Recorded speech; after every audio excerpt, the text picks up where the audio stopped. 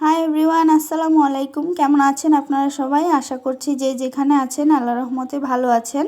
আমিও আলহামদুলিল্লাহ ভালো আছি। তো আজকে হচ্ছে এই রসুন নিয়ে হাজির হয়েছি। এই রসুনগুলো অনেকটা শুকিয়ে গিয়েছিল, তো সেজন্য আমি এগুলোকে কেটে প্রায় 2 ঘন্টা আগে আমি এগুলোকে ভিজিয়ে রেখেছিলাম। আর এখন এগুলোকে বেটে নেব। তো আমি চেষ্টা করি বাটা রসুন দিয়েই তরকারি রান্না করার জন্য। বাটা রসুন দিয়ে তরকারি রান্না করলে রান্নার ফ্লেভারটাই অন্যরকম আসে।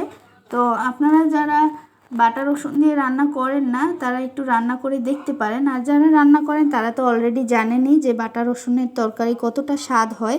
তো আমি রসুন অল্প বিধায় আজকে আর ব্লেন্ড করব না, পাটাই বেটে নিচ্ছি। আমার আজকের ভিডিওটা আপনারা কে কোথা থেকে দেখছেন আপনারা কমেন্ট করে জানাতে পারেন। রসুনগুলোকে আমি তুলে নিয়েছি এবং একবার বেটে নেওয়ার পরে দেখছি যে কিছুটা মিহি কম হয়েছে, তো সেজন্য চিন্তা করলাম আরেকবার বেটে নেব, তাহলে হয়তোবা মিহি হয়ে যাবে।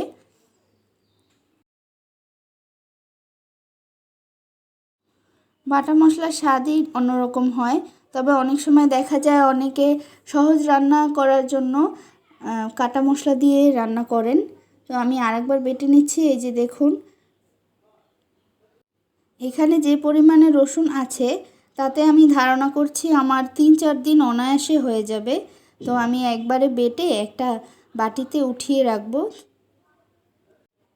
অনেকে আছেন দেখা যায় প্রতিদিনের মশলা প্রতিদিন বেটে খান, সেটা আরও ভালো, ওটার ফ্লেভারটা আরও ভালো থাকে, টেস্ট বেশি আসে তরকারিতে। তো আমি 3-4 দিনেরটা এখন একবারে বেটে রাখছি।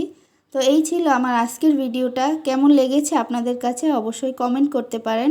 ভালো লাগলে লাইক, শেয়ার অ্যান্ড সাবস্ক্রাইব করে আমার চ্যানেলটার সঙ্গেই থাকতে পারেন। ধন্যবাদ সবাইকে। আল্লাহ হাফেজ।